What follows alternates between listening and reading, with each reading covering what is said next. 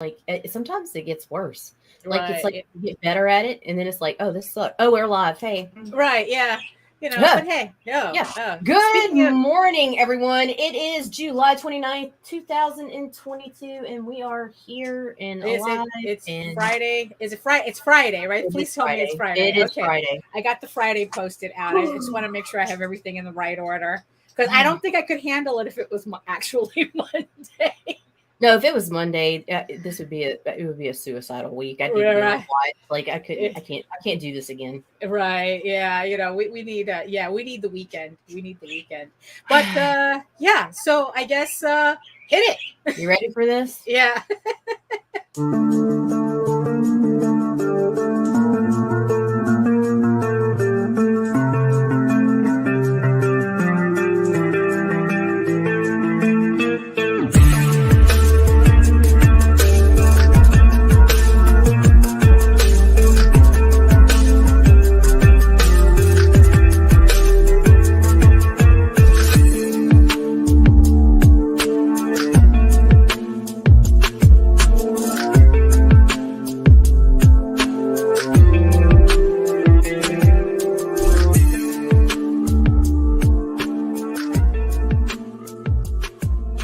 Infamous gunslinger Desmond Gibbons, better known across the Wild West as the Cactus Kid, comes to the sleepy town of Clarkson.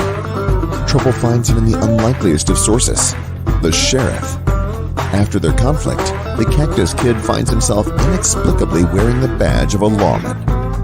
Later, while on the trail of a serial killer, he and his deputy run afoul of a powerful druid, and the events that lead to the Cactus Kid's transformation into the hulking, four-armed projectile reptile are even more than the druid bargained for. From the Wild West to current-day Los Angeles, where he meets superheroes Black Eagle and Red Hawk, and forms an uneasy alliance with the stunning but deadly Kitty Hawk. Join the projectile reptile on a journey of gunslinging druidic magic, superheroes, and artifacts. Projectile Reptile from Dojo-kun Comics, only on Indiegogo. Are you ready for the truly Wild West?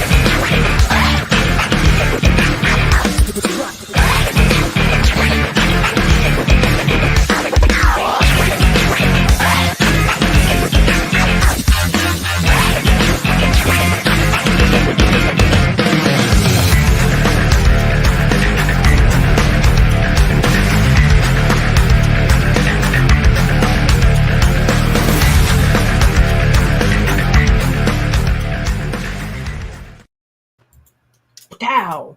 Oh. And hey, good morning, Daphne. Good morning, Nita. And yes, and coincidentally, you are wearing at least what's left of a Roadkill Rampage t-shirt. So with all its rock and roll rippage.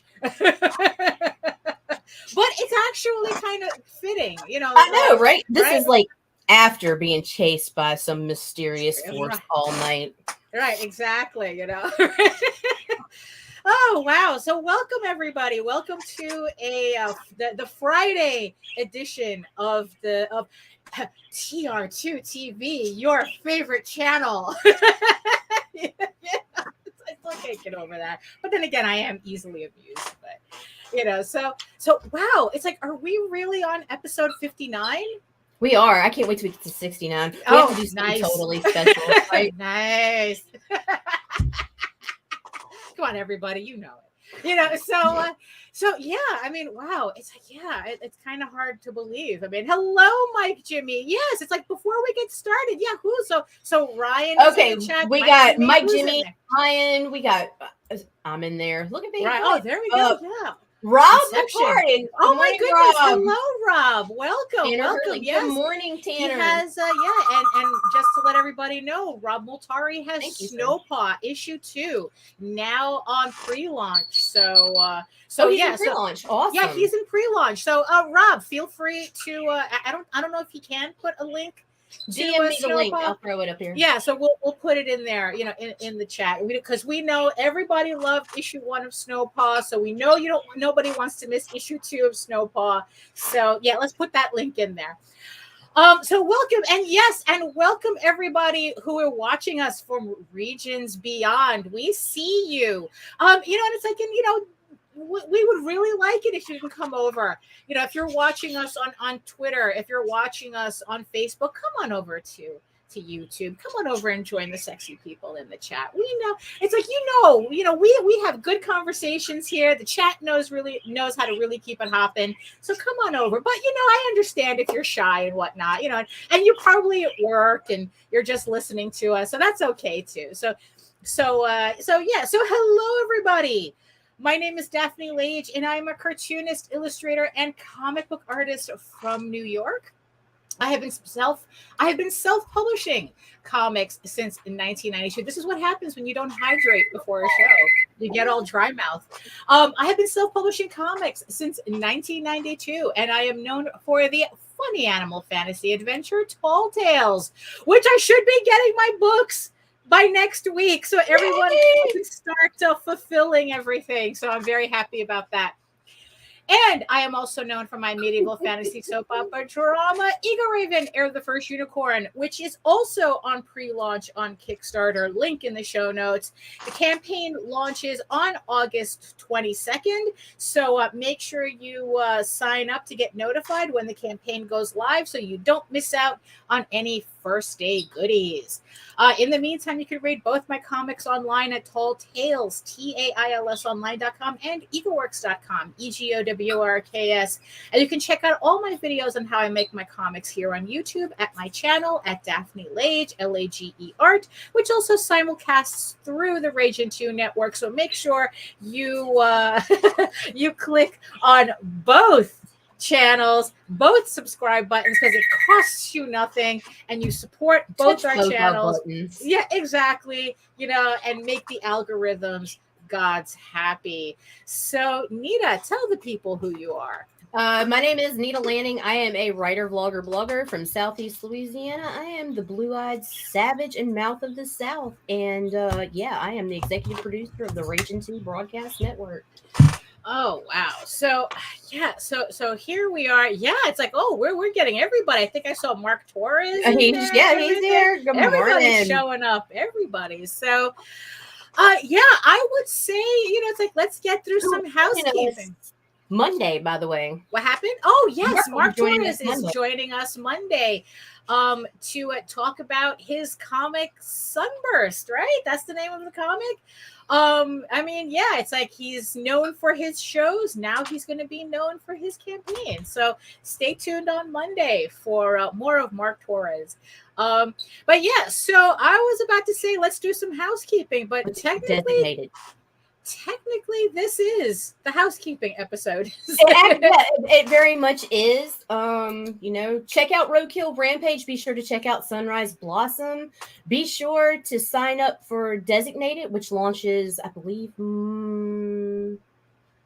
let's see, Designated, when is it? I can't even remember now. Right. It launches, I think it's in pre-launch. I'll put all the links. Mm-hmm. There's some other stuff coming up.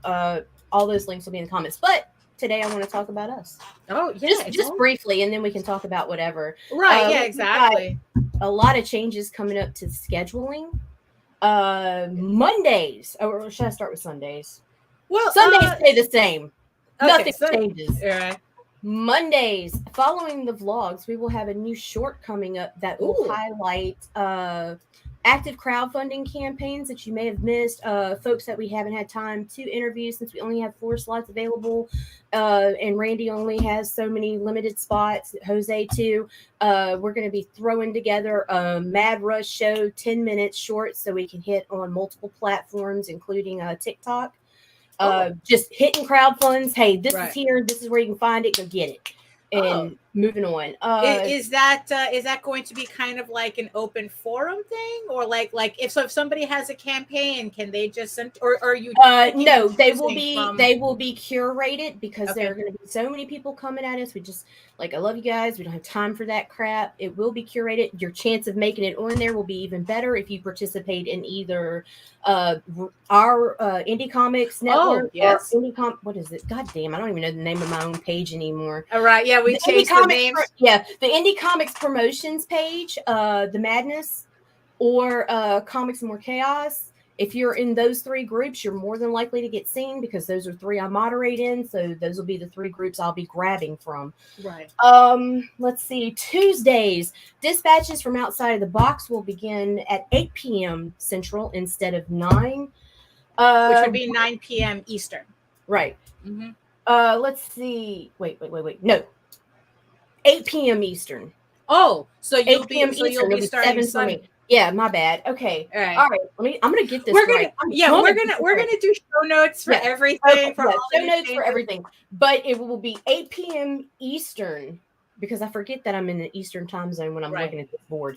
Okay, 8 p.m. Eastern, Dispatches from Outside the Box on Tuesdays. Wednesdays, House. Okay, first of all, House of Bob. Hung on Animation is moving. It has actually already moved into Thursdays, if you have not noticed.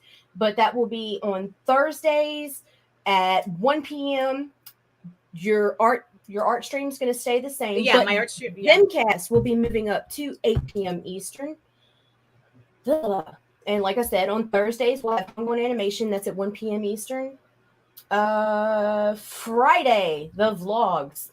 Oh, the vlogs are staying the same. We like this. This seems to be the time that works this is for good. us. And Saturdays will remain the same for the time being. Right. And there's some other stuff coming up. It's just there's a lot about to change and a lot of new stuff coming. Right. So, yeah. August is going to be busy. Yes. Yeah. And also it's like I guess one of the things that we should talk about too is that this Saturday, tomorrow night, 10 p.m. to midnight, new episode of House of Bob will be broadcasting. Yes. So tomorrow night, me and Nita are going to be doing this adults only live stream from 10 p.m. to midnight. This will be the last show at that time. Starting in August, we are going to be moving the show up to 8 p.m. Eastern, so it'll be 8 to 10, so I could finally get to bed on time on Saturday. We're tired. Yeah, we're very tired. We're just so tired. These comics, these shows don't make themselves, so we need to catch up on our beauty sleep.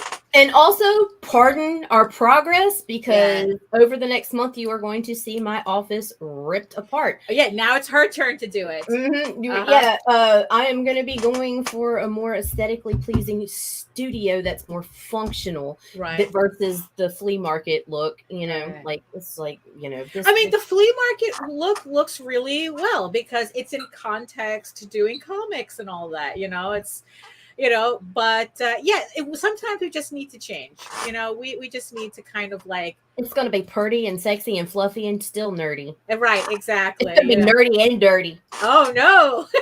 But hopefully, dirty, not meaning you need to get a housekeeper. Oh no! Housekeeper. I have 4 kids. Yeah, I know. Really. So, and it's like, excuse me if I have my little towelette.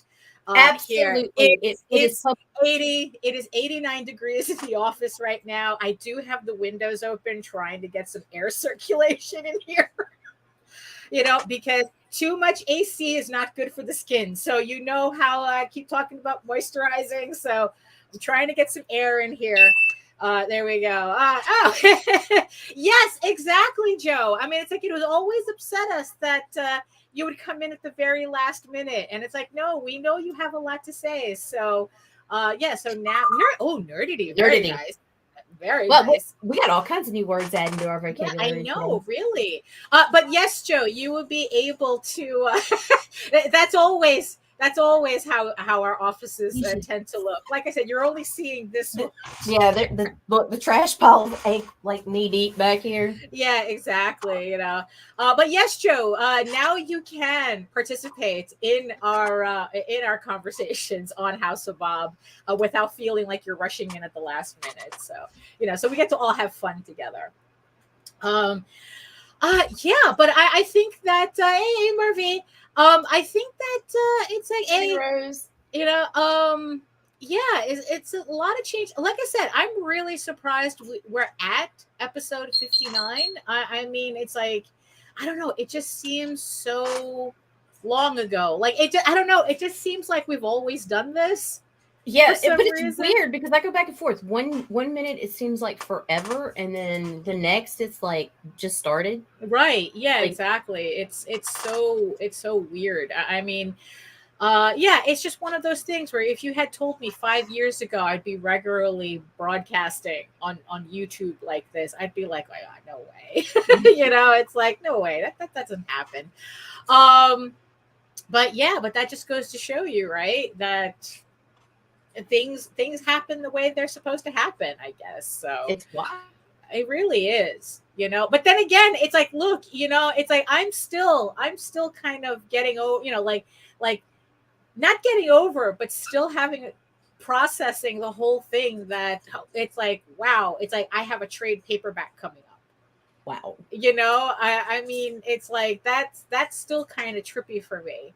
That it's like, wait a minute, didn't I just release issue 1 of Ego Raven? Like, it's like, no, that was last January. That was January 2021. And that was my very first solo promo episode. Ah, For Ego Raven issue 1. oh, that's Yep. sweet. I'm like, check out her comic. Her name's Daphne Lage. It's awesome. Thank It was you. like, oh my god, I was awful. Yeah. Well, no, it's okay because it's like we all got to start somewhere, and it's like, look, I can barely get through any of my live streams without still stuttering. I don't know. It's like I seem to work best with cue cards all It was over. like no eye contact with the camera. I refused to look at the chat section because if I didn't see them, I didn't have to talk to them. Right. And it was like 3 minutes in and out. It was a quickie, Daphne. Right. Well, hey, sometimes you need a quickie to get your day started. But speaking of quickies, although I wouldn't consider an hour a quickie. So I've been experimenting this past week with doing some Facebook exclusive streams. Yeah, so another reason to Tell them what happened. Tell them what happened though. Well, there's a lot that happened, I guess. The flagging part. Tell them about the flag. Oh, yeah, Facebook exactly. flagged it.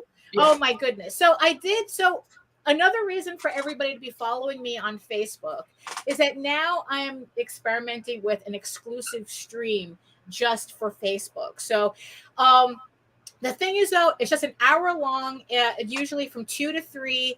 I'm literally just working, and it's just music playing. So I mean, I'm not talking, but I see. Yeah, exactly. It's an appetizer stream, and I'm not. Hey, Pops. Oh, good luck. Good luck on the Savannah show. Yes, safe travels. For sure. Yeah. So I'm not conversing with everybody, but I do see everybody in the chat. So even though I'm not talking, I will acknowledge you somehow, even if it's just putting your comment on the screen. So I am watching it. It's just that it's something different. Like Mike Jimmy says, it's a little appetizer. Like if you want the longer show with the actual talking. Sometimes we gotta flash solo. Yeah, I know, really. That's what the Wednesday shows are for, when we're having this whole conversation and whatnot. But these are kind of like the appetizer shows to kind of like as a thank you for everybody who supports me on Facebook.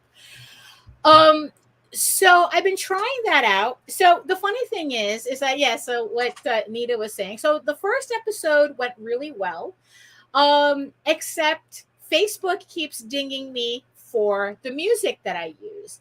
I use Epidemic Sound. I have a subscription to Epidemic Sound, and I run Epidemic Sound through the audio. So that's the music that I'm using on the show. So I got dinged on it. Not that bad. It just means that North Korea can't get my can't watch my videos. So yeah, and Antarctica and Micronesia. So to give you an idea, as to what this copyright claim means. So I decided, so of course, I had said, I filled out the form, say, it's like, look, I have a subscription to Epidemic Sound. I have a right to use this music. And they removed the copyright claim on it. But for some reason, though, they didn't do it on my business page. On my business page, they won't allow me to dispute it. It's either I mute it or I remove one of our videos. So I don't know if that's a thing. So I don't know if that's a thing or not. But so sorry, North Korea, you don't get to listen to my videos. Oh no, it gets better. Oh, right. It gets better. Hang tight. So yeah. So Facebook, of course, tells me in order to avoid getting these copyright issues that I should use the music from their content studio. And I go, okay, you know what? Considering I'm doing this as a Facebook exclusive or whatnot, let me do that. So on my second episode, the first episode I did on Tuesday, the second episode I did on Thursday, which if you're looking for the episodes, those are the days that I've been choosing to do them. So Tuesday and Thursdays, I'm going to be doing this hour-long appetizer stream. And I'm gonna have to start. Yeah, that's a good name. Thank you, Mike Jimmy. I'm gonna have to steal that from you. Yeah, trademarked. Yeah, exactly. So I used the music. So on Thursday, I used the music from their content studio, and I just have to admit, though, that music sucks. It's elevator music. It really is. It's. I think it's even worse than elevator music. It sounded like hold music. I mean, there were some songs that even had like they faded in and out the way it does when you're on hold and the connection kind of goes in and out. I mean, it's just awful. But I put up with it anyway because like, okay, as long as I'm not getting dinged from Facebook for the music, it should be okay, right? Not even 5 minutes later after the stream ends, Facebook puts a notice on my thing. Your video has been flagged for copyright, music copyright. And I go, motherfucker, this is your music. This is your music. How can I take from copyright on your music that you told me to use? So I filled out the form again.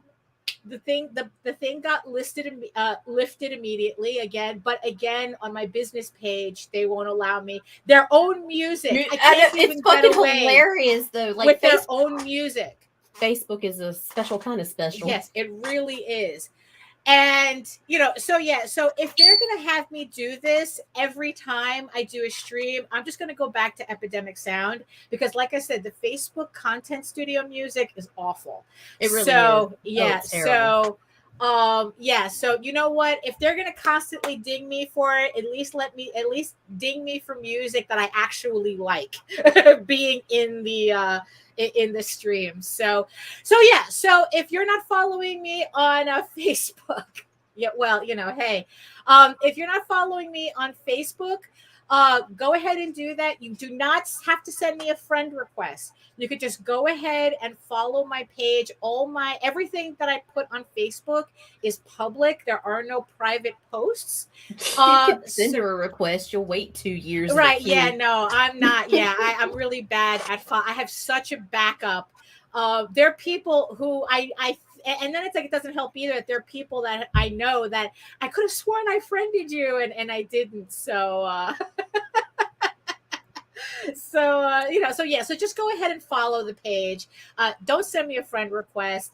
And just you can keep you can just keep an eye on everything that I do. You can see my doodles, you can see my artwork, you can see just everything that's going on with me on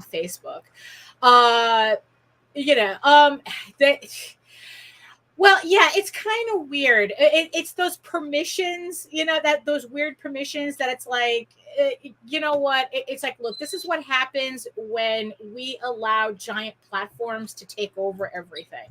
And be run by bots instead of Right. actual people. Right. See, and that's the problem too. It's like, I'm getting flagged by bots, because like I said, I barely had on the second one, I barely clicked the send, dispute, and it had lifted the dispute. So obviously this is all some kind of automatic thing going on. So it's obnoxious, but that's that's how it goes. So yeah. So what's going on with you, Nita? Renovations. So you've actually started that.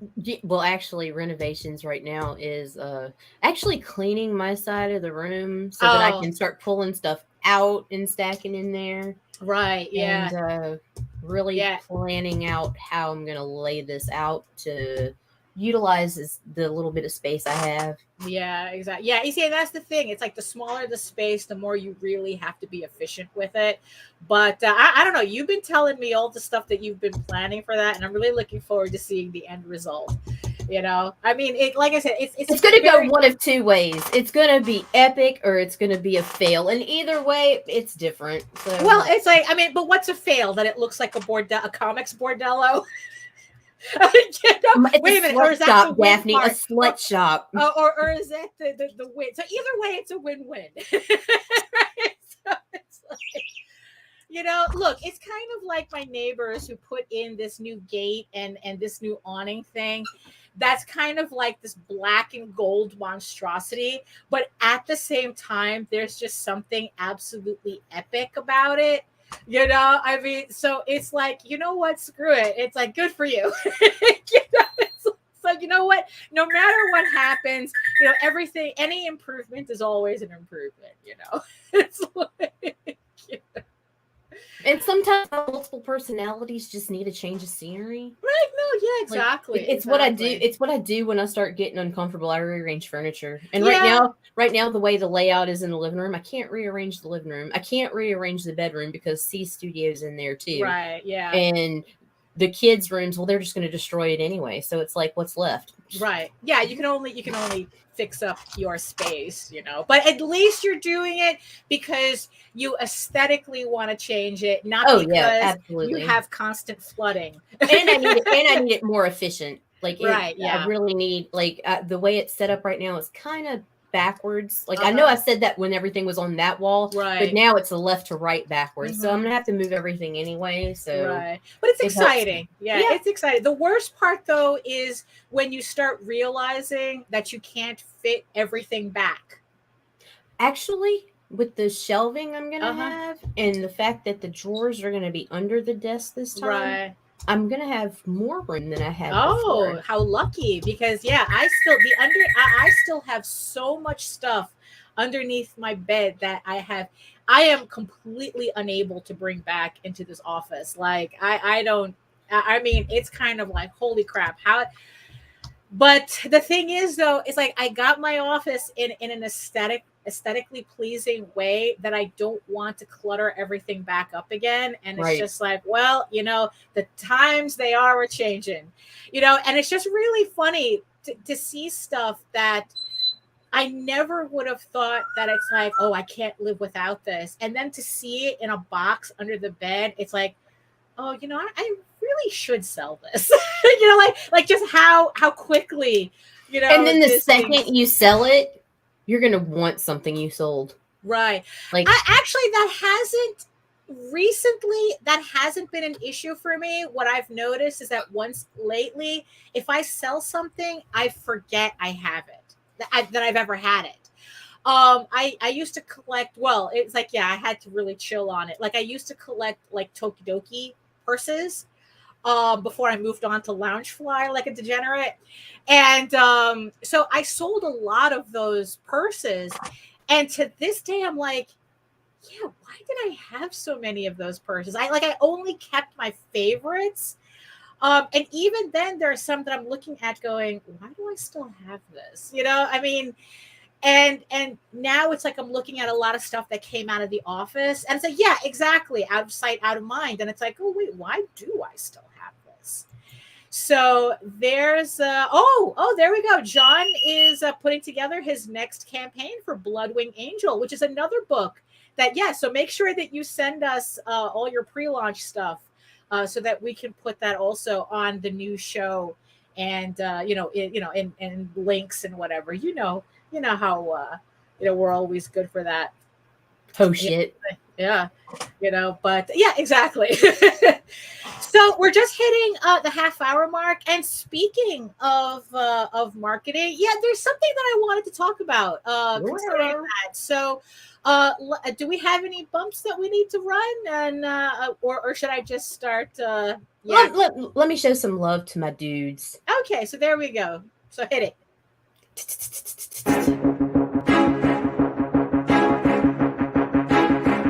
It's Monty Moore. I'm a 30-year comics veteran in comics, games, and movies, and you've been watching one of my absolute favorite podcasts, Catch the Craze. You are watching Catch the Craze. What am I listening to? And you're listening to Catch the Craze. Where are all the indies at? A Catch the Craze podcast. What are you watching? I'm watching Catch the Craze. What are you going to do? Subscribe now to Catch the Craze, the #1 show online for independent. Have you subscribed to? You are an independent. Catch the Craze! Making moves on your own. Catch the Craze! On your grind in the streets. Catch the Craze! Join the movement. Catch the Craze!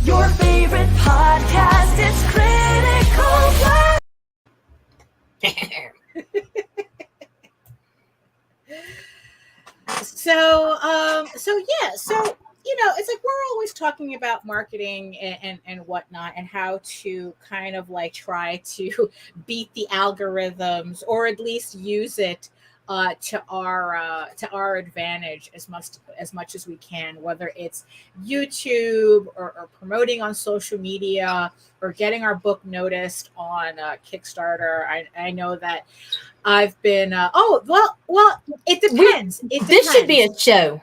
This should be a show, pros and cons of each, and why we like each platform and what we don't like about each platform. Well, that's true, because it's like, because it really depends. Like, if you've never done a campaign before, for me, I would recommend doing a Kickstarter first before doing an Indiegogo. But the thing is, though, it's like if you've done campaigns already, and you've already done Kickstarters and Indiegogo, it doesn't get easy. It's like it kind of changes as to which platform you really want to use. And it also that also is like depends on where you are strongest on social media too. Right, exactly. And which is part of dovetails into what but you know what, it's like we can go into that in another episode, maybe next Friday. We can talk about it, which is the pros and cons. So put a pin in that. We will talk about it more in detail next Friday. So if you have any more questions that you want us to kind of to dovetail into that, just email Nita or mention it in the chat. She'll keep a track of it, and then we'll save everything for that show, so we can give you a very dedicated answer to that. So there you go, ragingabc@gmail.com. So we can talk more about that in more detail, because the quick answer is that it depends. So so we're gonna leave that right now. Leave it at that right now. So I was reading a post by somebody who was very frustrated at how their pre-launch page was performing. It's like they're launching a book soon, and they were kind of really upset about like oh, they got like 20 something. Like they were looking to really get like 100 people on their pre-launch, and they barely had 20, and they were really upset about that. And you see, and the thing is though, I feel you. I really do feel you. Especially, especially when, where we see this side of marketing, like, yeah, it's like we get a sense of how the sausage is made, and we kind of know it's like, well, but at the same time though, there does come a point where you can be a little too vigilant about this stuff, and I ended up posting to him, which I don't know whether he found a little comfort in it or not. For all I knew, I made it worse. I don't know. That's the risk you take commenting on Facebook, I guess. But I told him, it's like, look, it's like, don't worry. It's like, you know what? In the end, don't worry too much about those numbers when it comes to a pre-launch, especially. Yeah, I know, it's like there's certain things that we're trying to literally trigger with a really strong pre-launch. We're trying to get the algorithm to pop on that first day or whatnot. But the thing is, though, is that at the same time, if you're finding yourself despondent because you're not meeting a certain criteria, yeah, that's the part that kind of really got to me, because it's like social media has everybody crazy, where it's like you post up, and I had something similar happen to me the other day. I had a piece, I uploaded an old piece of mine from back in 95. It was the X Furries piece, again on Facebook, and a lot of people noticed that. Like it really got around. Last I checked, it had 33 people who liked it or whatever, that whole thing. When usually my posts, if I make it to like double digits, I'm lucky, right? And the next day, I posted up the sketch doodle that I was talking about on my live stream that same day. And that one only got 3 people looking at it, and I actually got upset. How is it that 30 people saw my post from the day before and barely anybody saw this post now? And no, it kind of got stuck in my head. And it's not the first time that it's kind of, it kind of messed me up, because it's like, right. I really had a lot of fun with the sketch, and it was like my most recent artwork, but somehow that image from blah, blah, blah years ago, people noticed that it got around, and people were commenting on it and the whole thing. So when this person was saying how he felt despondent at not reaching 20 people, it's like I felt that, because it's like, yeah, it's hard to not take that personally. Like, what does that mean? It's like, does that mean that nobody's interested in my work? Does that mean that nobody likes this? It's like, well, 3 people liked it, 20 people liked it. But in social media terms, I mean, name 20 remember, people. This is the same motherfucking network or platform that intentionally withheld likes and comments from people's feed to do a social media versus mental health experiment on folks. That's true. That's true. Facebook, which, by the way, if academia had done that, if a university had done that, it would have been completely unethical, and everybody would have lost their accreditation. But because it was a private company, it's like, oh, fuck you. You're all guinea pigs on that. It's like, so it's like, yeah. So and here's the funny thing. So he only had 20 people that so far are following him on a pre-launch page, mind you. We haven't even gotten to the actual campaign, and he's already despondent. Right. And it's like, That's Nita, unprofessional. name 20 people that you know in person right now. In your head. You don't have to say them out loud. Just name them in your head. Like Okay. 20 people. Like on social media, they make 20 people sound like it's nobody. Right. But if you threw a party and 20 people showed That's up, a party.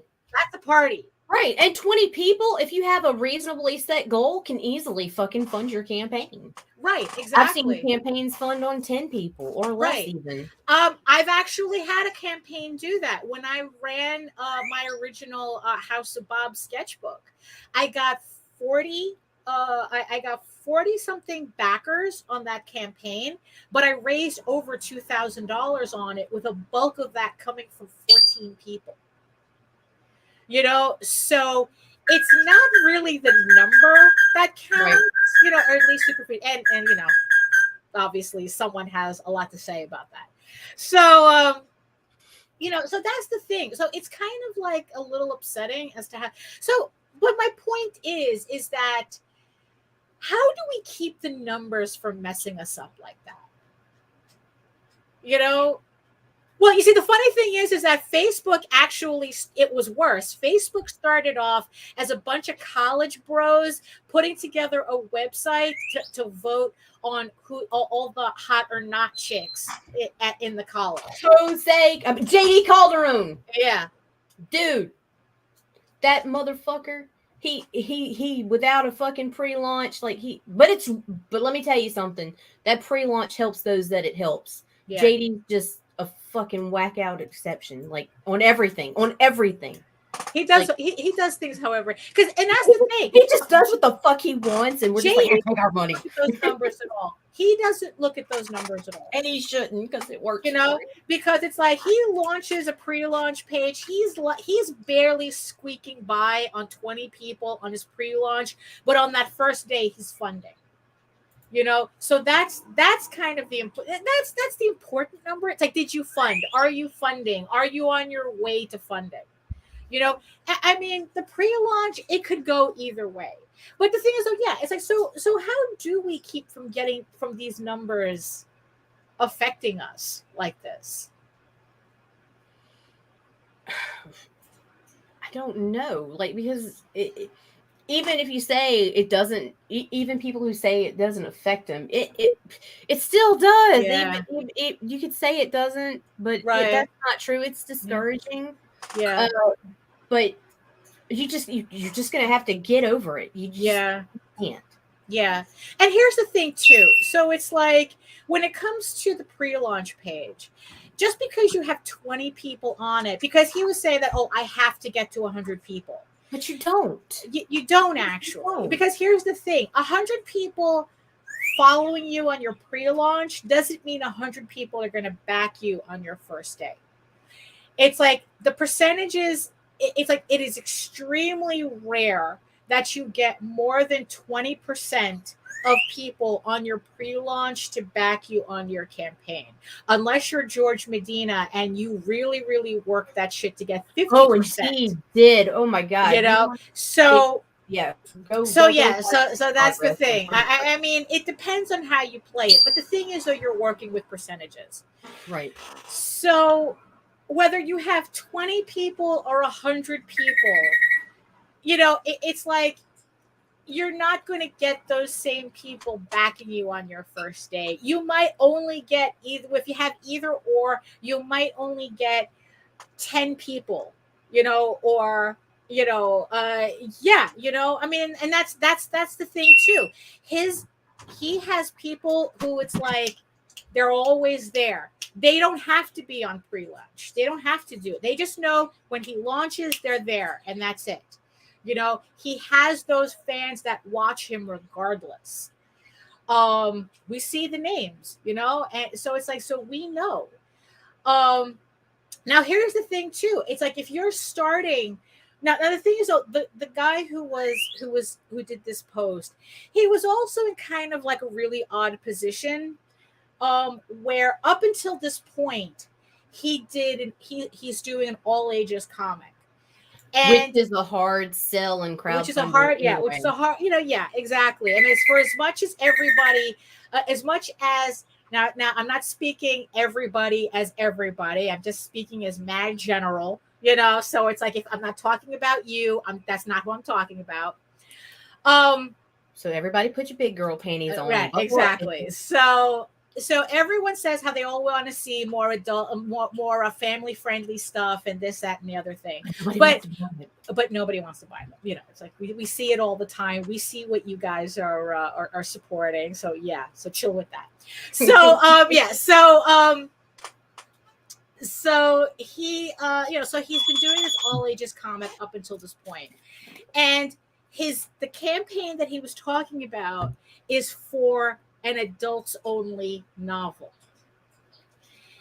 And as far as I can tell, this is the first time that I've seen him put such a project out, either in format and content. Like, I was a little surprised. It's like, oh, bro, expanding your horizons there.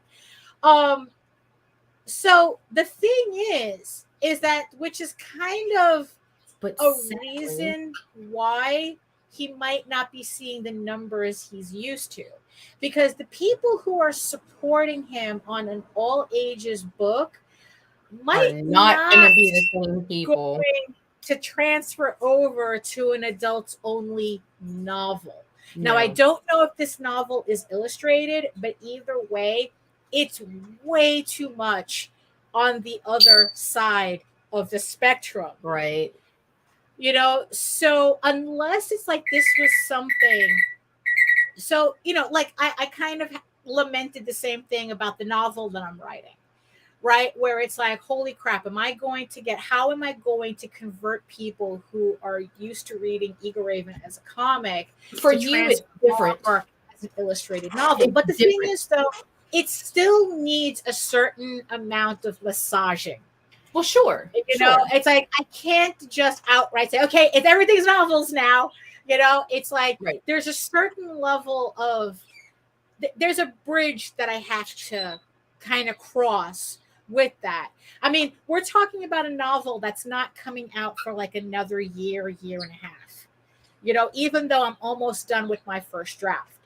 But the thing is, though, depending on how much editing that it needs, the amount of illustrations I'm going to decide to put in it and whatnot, we're talking about a project that's a year and a half down the road, right? But I have to start getting everybody used to the idea now that once the comic book ends, it's all going to switch over to this new format. And I might not get everybody. I might not get everybody to transfer over. Like, there are people who it's like, no, it's like, wow, okay. That escalated quickly. Yeah, I know, really. It's like, the difference between comics and novels, I guess, from a visual medium to a more textual. But with you, it will be an easier sell, even though it needs massaging. You will still be bringing your art to the table, right? Yeah, and it is a continuation, technically, of the comics. So a lot of the comics audience will transfer over. I mean, as well as picking up new people who you might actually convert to comics as well, right? I think fucking awesome. Well, but here's the thing, though. We can only hope. All I can do is do the best work that I can, and market this the best way that I can. But it doesn't guarantee that the audience will be there. It doesn't guarantee me an audience. It doesn't guarantee me that transfer. No, it doesn't. So, experiment. Yeah, so that's the thing, though. So, good gravy. So that's kind of the thing. So he's making this jump, and it's like, yeah, you're probably not going to see the same results that you're used to from your other book. From child friendly to porn, right? That's a huge jump, right? And especially from a comic to prose too. Right. That's also a different jump. You're jumping into a different audience, and unless you've actually made the effort to, again, massage that audience, yeah, you're not going to see the same results. You're literally starting from scratch, so that's something to really take into consideration. I mean, like I said, the only thing that we have control over is doing the best we can. Hey, Nicholas, is doing the best we can with what we're putting out. But the numbers doesn't mean interest or disinterest. That's the thing we always have to remind ourselves. I mean, we have Robert Multari in the chat, and it's like I said, this guy, he's a masterclass on Kickstarter. Yeah, absolutely. He did his first campaign out the gate asking for 20 grand. Didn't make it. His campaign completely failed. Did it mean people didn't want his book? Did it mean nobody was interested? Absolutely not. It just means that his expectations outpaced what he still needed to do to get that audience to build. And now he's at a point. He is blowing it out the water. Right. So he did several he did several more campaigns, adjusting as he went, and now he doesn't have to sweat raising $20,000. The money that he thought he could make on that first campaign and failed, he's now making without thinking about it. Right, exactly. So so yeah, but it doesn't mean that it was a failure. It just meant that the lessons weren't lining up when he started, as opposed to how it's all coming together now. It's the same thing with the Isaac Fox and Cremisi. He started off with campaigns that made 5,000, 6,000, modest, but all of a sudden he started making a couple of changes, and now his campaigns are making a couple of changes, $20,000, $30,000. And the thing is, and that's the funny thing with Kickstarter, it seems that once you break that threshold, yeah, exactly. And it didn't happen overnight either. So once you break that threshold, it's almost like the algorithm is set up to keep you there. Right. So, I mean, mind you, that's a theory that we have. We're going to find out. We're going to find. Yeah, we are testing. We are going to be testing this theory because we need empirical evidence. But we're scientists. Yeah, exactly. We are social media scientists. Yes, we are. It's alive. And so that's really the thing that we want to really impart on everybody. That it's like, yes, numbers matter, but at the same time, they also don't matter, because they don't really tell you what exactly is happening. It just tells you this many people signed up for pre-launch. This many people pledged on the first day. This is how much money you're able to raise over a certain period of time. Right. That's all those numbers are telling you. It's not telling you that, oh, you suck. It's not telling you that. It's not telling you that nobody is interested. It's not telling you that. It's like, it's just telling you that, okay, here are the gaps in what you know about promoting your campaign. Right. How do we improve that? And that's the thing too. There's always improvement. Right. I have never seen anybody try to improve their campaign and fail at it. There's always a certain improvement that happens once they make certain changes. You're smiling. Am I wrong about this? Am I wrong? I've seen people take a turn for the worse. Yeah. Well, it's rare. It's rare, but it happens. They took the wrong lessons or took the wrong advice. Well, you see, but another factor in those pre-launch numbers and stuff, we always have to take into consideration.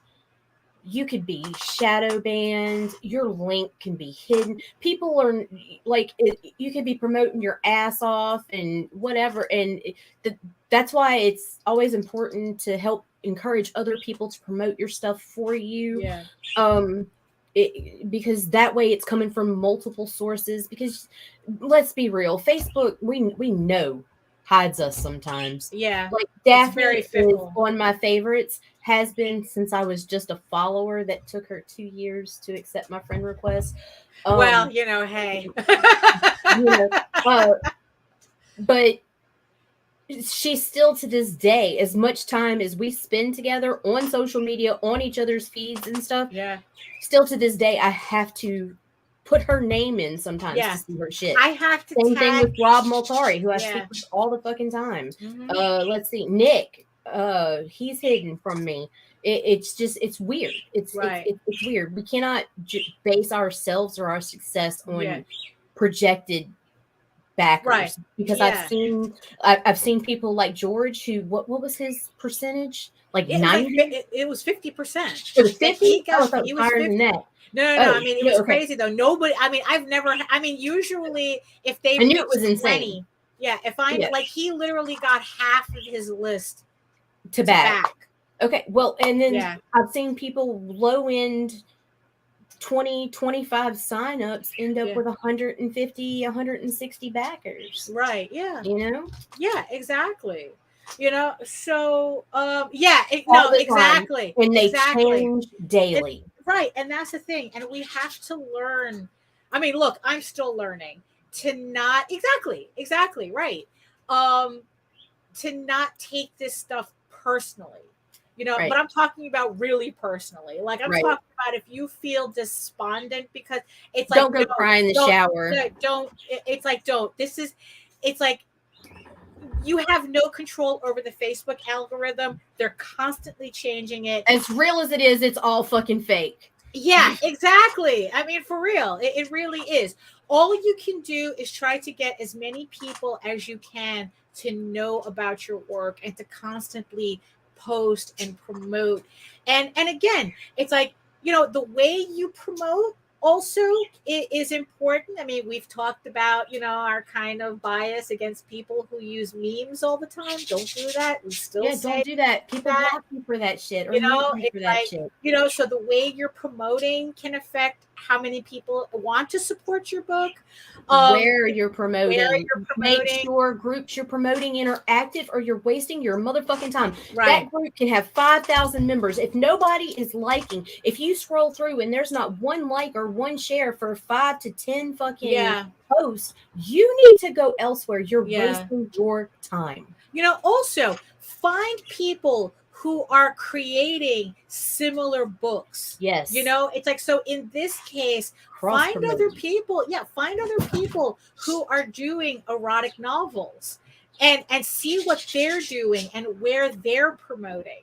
Maybe you just, and see if you can cross promote. See if they can,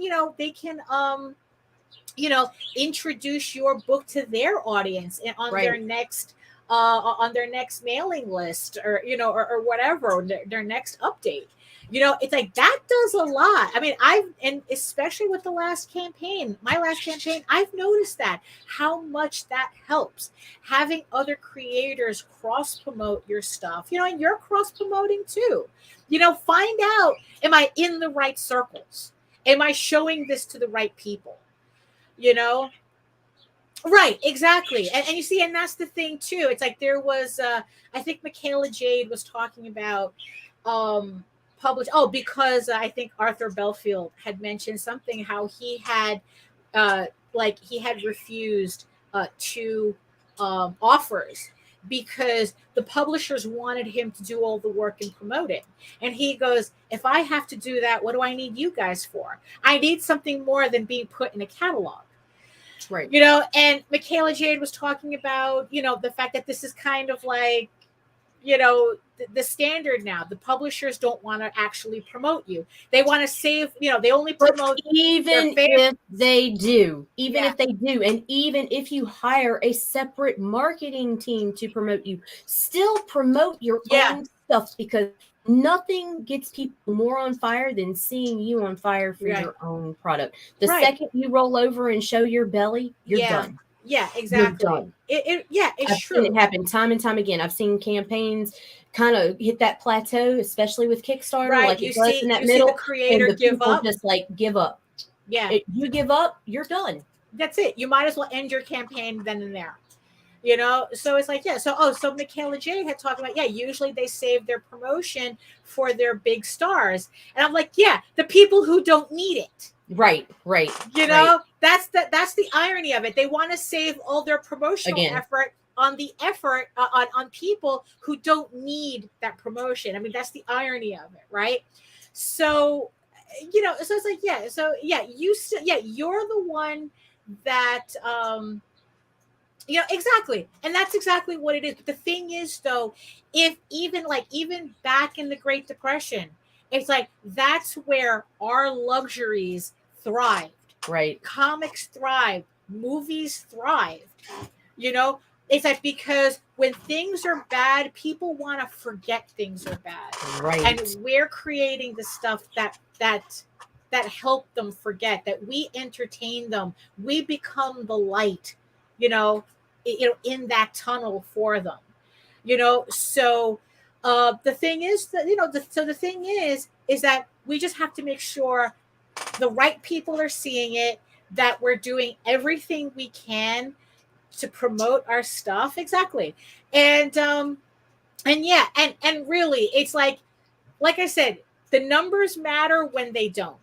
You know, it's like I said, it's like, do not take the numbers personally. It's just data points that you're just going to use to try to promote your book better, to help push your book forward better. You know, and it's like, and it's not personal. I mean, it's, do not let social media set your value. Yeah, exactly. It's like, I know it's tough. I know, you know, it's like, look, I'm still a little salty about certain posts that I make that get, you know, which ones get traction and which one, you know, don't. Me too. You know, but you know what? It's like, look, that's not, I just have to remind myself that is the algorithm, that's Facebook, that's not me personally. If I love the artwork that I'm posting,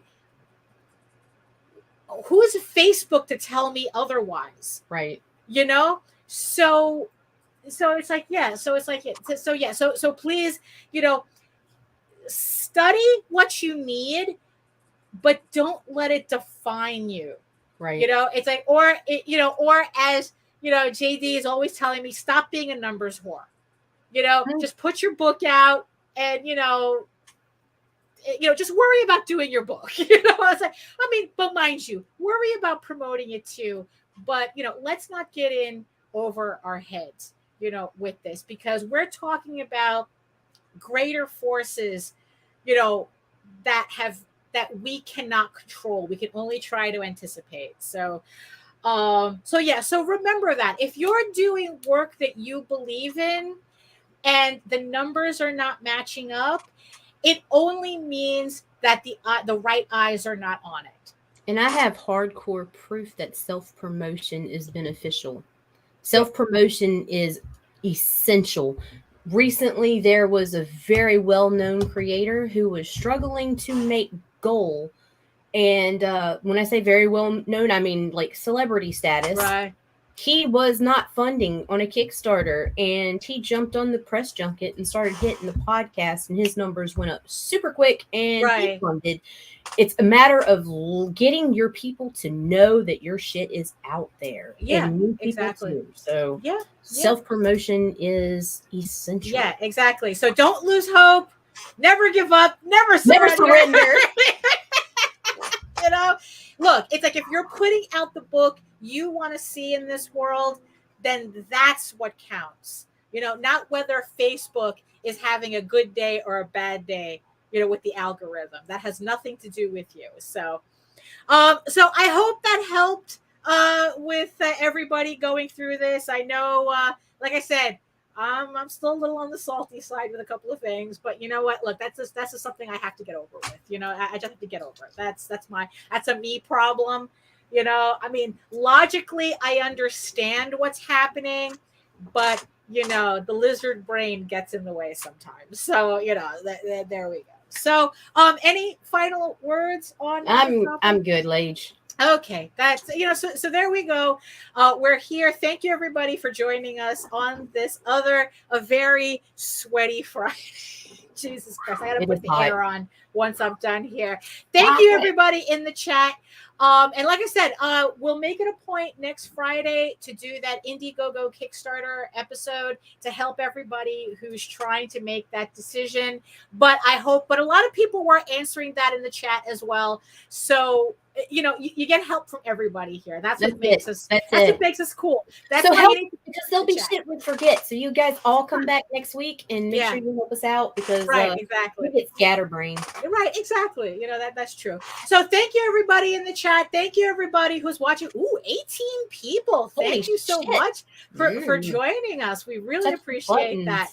You know, so yes, and don't forget to like, subscribe, you know, hit that notification bell so you get notified when all of our shows go live. Remember that I will be on, actually, it's like if you want to learn more about me and you know, my artwork and, you know, read my stuff and all that fun stuff, head on over to my main portfolio site at egoworks.com, EGOWORKS, where you can find links to all of my galleries and social media sites. But like I said, I post mostly, all the fun stuff is happening on Facebook. Tuesdays and Thursdays, I have the appetizer stream, you know, happening. So make sure you get on my Facebook to not miss out on that. Also, join us for our time of the month. Yes, exactly. Join us, which you know, coincidentally is actually my time of the month. But hey, that's a little TMI right now. So, oh my God, Lage, no. Right. Join the horny hyenas in heat. Right. Tomorrow night. Exactly. Oh, Join shit. us tomorrow at 10 p.m. to midnight, where we will be having an adults only stream with adults only artwork, but adults talking about having fun in an adults only stream, where the topic tomorrow will be monster boyfriends and other fuckable creatures. So come on in, tell us about the sexy cat girl in your life. You know, we know you have those pillows. So, we're seeing them. We're seeing them. We're seeing them. I might have to, you know what? I might have to take one out of retirement just for the show tomorrow. So, so catch us tomorrow on House of Bob tomorrow, 10 p.m. to midnight, for fun stuff. So remember, you can read all 5 issues of Eagle Raven, Air the First Unicorn in its original black and white format. But if you prefer your fantasy to be more of a Lord of the Rings type adventure, head on over to Tall Tales, TAILSonline.com, and read the first 20 issues of Tall Tales for free. And don't forget to sign up for my newsletter. I have another update coming soon where I'm previewing artwork that's going to be showing up on the Eagle Raven Volume 1 campaign, which I'm sure you guys will like. So on that note, thank you again, everybody. And in the words of the ancients, you know, eat your food, moisturize, especially moisturize. It's like really, it's like even with this humidity, I still have to moisturize. You know, mind your business and do the work, because when you actually do the work, you never have to fake your accomplishments. And on that note, we'll see you tomorrow. But if not, we'll see you again on Monday. Ciao. Bye.